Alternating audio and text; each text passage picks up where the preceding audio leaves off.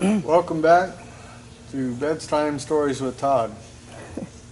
We're reading Harley Davidson Enthusiast for 1941. This is part 5. And we're going to pick up where we left off with news from the clubs. We just covered the beautiful, today we call them costumes. They were dress clothing for the Greyhound Motorcycle Club. It was Elizabeth, New Jersey. We're picking up here. Jayhawks Motorcycle Club, Kansas City, Kansas. Yes, believe it or not, we are still alive and doing big things too. All the blame for lack of news lays on the brow of yours truly. Honest, we had so much doing that during the hot weather it was hard to try and beat out the news on this typewriter. Now, I'm going to stop that right there. Today we have autocorrect and smartphones and touchpads. Back then they had mechanical typewriters, which are very hard to press key by key, and if you made a mistake you had to use this thing called whiteout or start all over again. And whiteout was invented right about World War II, so if I recall correctly. So in 1941 you didn't even have that. You had to kind of exit out and look really stupid or start all over and be a perfect typist. So who knows what the exact letter was that they got, but then somebody retypeset everything by hand and put it down on a piece of paper like this. So everything was typeset by hand. So a lot of work went into making this sort of thing.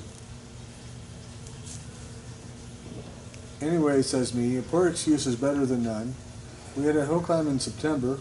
We will only repeat the opinion of everyone when we say there was never as good a one as ever put on anywhere. There were plenty of good riders and better than 3,000 spectators on hand. 3,000. That's a lot of people. Since then, every rider in this district has been clamoring to join our club. We feel pretty good because we must have made a fine impression on people in our vicinity. Our club has a limit of 25 members. That's unusual. They limit their club to 25 members. We also have a booster club. When a member of the regular club drops out for any reason, the senior member of the booster club is up for a vote on membership in our club. That way we will all really know the prospective member, and if we wanted to be a member, a booster must attend meetings and activities. Our annual turkey run this year was 257 miles, the first rider starting at 9 on the night of the 23rd. From the comments, this was the best planned run ever made here. Dutch Hab, Walter Loving, and Perry Lynch deserve plenty of credit for their fine work in laying out the route. The course was all marked and the speeds were right. It was just enough tough going to make it good. The checkers deserve a lot of credit for being able to stand out there in some gosh-forsaken spot all night in the cold and dampness. Shorty Porter acted as pathfinder with Joe Cannon holding the side hack down and doing the navigating. We started ahead of the pack to see that the signs were up and the checkers were on the job. At Knobtown, 20 miles away, the check showed up but no checker. 15 minutes before the first ride was due, Porter and Cannon waited patiently for the regular checker to show up. When he finally did, the Pathfinders lit out again for the next check, where they found Fred Foster and his partner right on the job. They saw went from check to check. The Pathfinders got hold of Skid Dixon and Fred Royal. Fred was shaking like a dog. Well, they were cold. Porter and Cannon hurried on, turned left on 92 where they encountered more gravel, but managed to stay ahead of the pack. At Oskaloosa, the boys think they might have disturbed the soldiers' sleep, as the motor was sure singing a song of contentment, kind of loud too. Coming over the hill, the Pathfinders ran into the slickest slimy skew ever seen by the eyes of man. 20 miles of this, and then came the check at Oskaloosa, where Curly at Topeka did the honors. Not all roads are paved. In fact, most were not. So they hit clay. There was a nice handy barn here. We had a few words and then on to Topeka and the 30-minute rest stop at Dutch Meyer's store. The gang in the shop was in right good humor, and there was quite a bunch too. A good fire, and our hats off to Dutch and his wife for the swell eats, hot dogs, donuts, and coffee. They sure hit the spot. Everything okay here. A few minutes of rest and contentment here, when all of a sudden a roar of motors pulled up the front door. There were excited questions. What's your number? What time is it? What time am I due? How late am I? Where's so-and-so? Give me a drink. Got any coffee? That's just a few of the things we heard. It was hard leaving that warm fire for Porter and Cannon. This went from around the course until at last the Pathfinders pulled back into Kansas City. Cannon Navigator, besides serving as ballast in the tub, opened the back door and Porter ran Old Silver into his stall. There was more good hot coffee and donuts, more questions. The first riders would soon be in. The Pathfinders looked around the shop at the sleeping beauties laying on everything.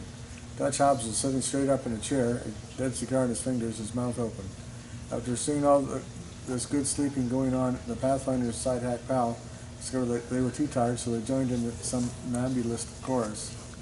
When the scores were counted up, A.W. Ellis was top with 961 points, F.B. Palmer was second, Mike Big Boy Lesot third, Dale McCoy fourth, Happy Stuckey fifth, R. Coombs sixth, Chip Moravec seventh, Luke Hartle eighth, A. Red Brown ninth, and Sooner Harris 10th. 22 started, 16 finished the run. Sounds like a cold night out. You boys are hardy. This picture here is Mr. and Mrs. Jack Smith of the East Side Club, East St. Louis, Illinois, and the trophies they won in the Steel Helmet Derby staged by the Spinks Motorcycle Club of Belleville. Photo by Dick Green. So I guess the helmet's part of the trophy. And here we got Mr. and Mrs. H. Watson, winners of the Dallas, Texas Motorcycle Club's annual turkey run. And the rider Mr. and Mrs. D. Mortar, winners of the turkey put up for the high rider from Fort Worth. Looks like he's got a turkey in his hand right there. More members of our big family. We have I'll never ride anything but a Harley Davidson, writes Ray Van Dyke of Jeanette, Pennsylvania. And he's on a beautiful 40 right here. There's a 40 knucklehead. He's got his tie on and his motorcycle cap, his pajama breeches, as we call them today, rider's breeches. They were the thing. Sterling Hansen and his 61 overhead valve snapped in front of dealer Gene Walters at Orlando, Florida. That's another 40 right there. Overhead valve. And this one here says, "I sure am proud of my Harley Davidson," smiles Bob Middleton of Virginia, Illinois. And I can't quite see what he's riding. It's a knucklehead. I suspect it's a 39. I can't quite make out the paint job. He's got white wall tire in the front. The lad with the big smile and chrome job is Eric Judge Lawyer of Hamilton, Ohio. And he's got a chrome job. You can distinctly see the chrome crash bars and the buddy springs with the chrome here. Chrome handlebars, got a chrome headlight. You can tell there's chrome trim on top of the fender. Looks like a 40 model. It's got the badge at least. People did update their bikes. A satisfied Harley Davidson fan, J.H. Bryant of West Columbia, Texas, Happy Miles. And he's on a 36 VLH something. Can't quite make it out. Left side rear chain. Says a big twin, flathead. Introducing the road captain of Tri-State Ramblers, Mingo Junction, Ohio, Harold Cadman. Look at him, boys. He's spiffy. He's got his coat and his tie and his motorcycle cap. That's what they called him, spiffy, when they're all dressed up. George Wood of Detroit, Michigan, and his fair buddy seat passenger, two loyal boosters. He's got his tie on. He's got like a bow tie with little things that come down. I forget what they called them. She's got goggles on. He's got a windshield. Got some spotlights. Beautiful bags. Can't tell the years. Knees over it, but it's probably a 40. I think I see a tail part of the badge there. Enthusiast from the state of Arizona, Mr. and Mrs. V.A. Fillmore of Phoenix. Bike's too far away for me to make out what it is. And then we have one of the youngest touringist riders in Idaho is Howard Nelson, shown holding up a roadside sign. This is entering Blaine County, and his bike's too indistinct for me to make it out what it is.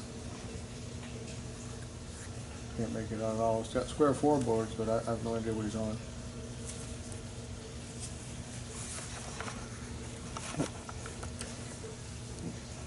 There we go.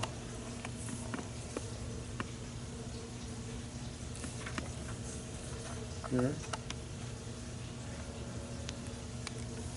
Yep. We'll start again here and we'll continue.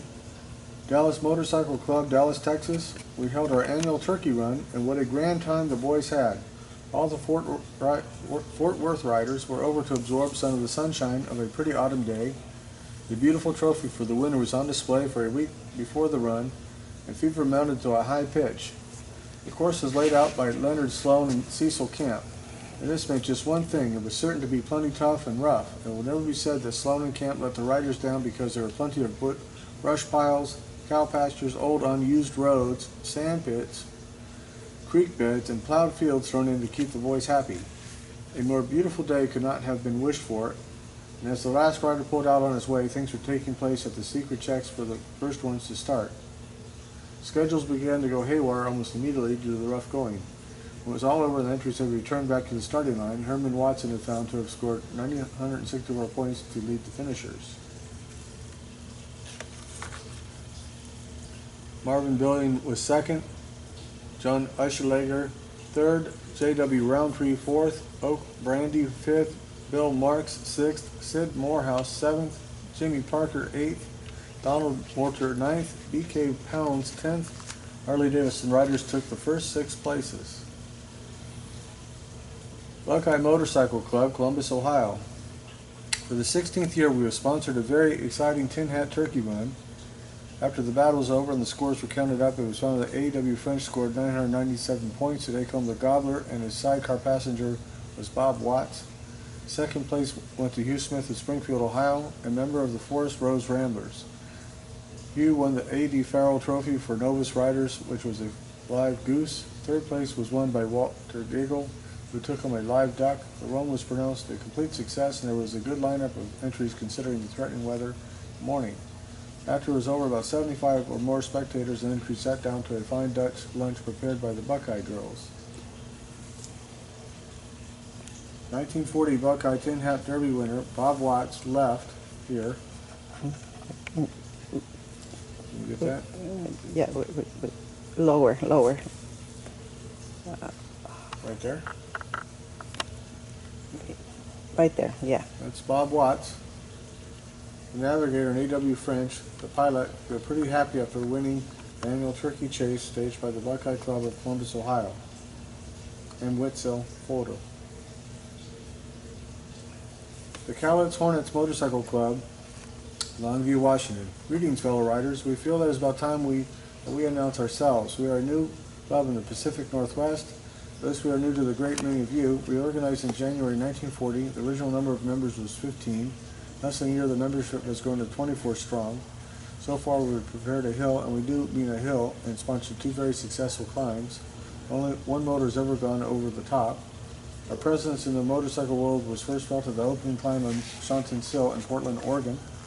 We had 3 entries in the Class C division. We placed 1st, 3rd, and 4th. Our riders are to be found and reckoned with at all the field meets and climbs in this neck of the woods. Now that we have a foothold in the club world, we are forging ahead fast. Our latest venture is the purchasing of a field suitable for a racetrack and a clubhouse. Just keep your shirts on, gang, and you'll hear plenty of the Cowlitz Hornets in the coming spring and summer. Just before the annual Gypsy Tour, the local dealer and his mechanic put their heads together and tore into a 1939 Harley-Davidson 61 overhead valve to see how much they could add to its top speed. A lot of tinkering, cursing, and discussing was finally put back together. The next question was, would it run? The cranking of the motor brought a lot of bright remarks from the boys on the sidelines, but these remarks were soon silenced. To the surprise of everyone in the shop, it ran. The motor was all tuned up and taken to the Gypsy Tour, and entered in the 80 open straightaway race.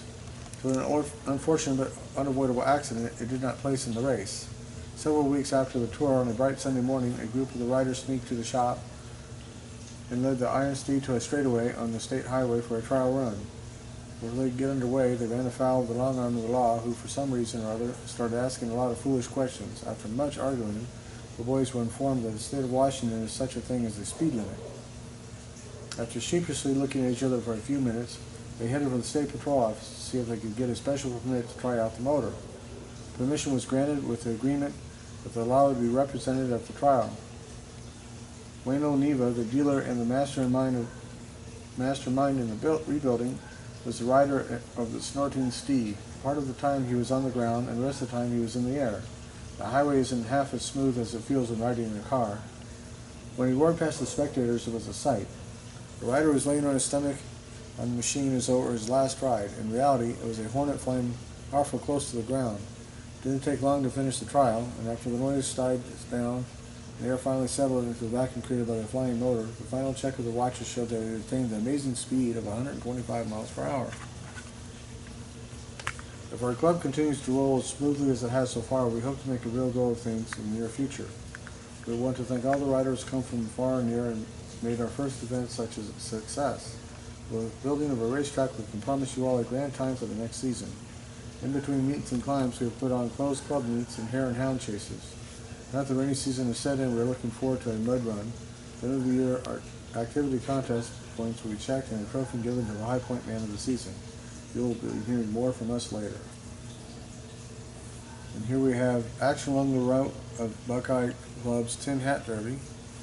The rider is Ralph Juneau and his passenger is Jack Reinhardt. George Brown is checking them in. And Wetzel photo. And you can tell they're on this massively paved, aka dirt road, that was prevalent throughout the country at this time, dirt roads. So that ends number 5 in our storytelling of the Enthusiast for 1941. Good night, everybody.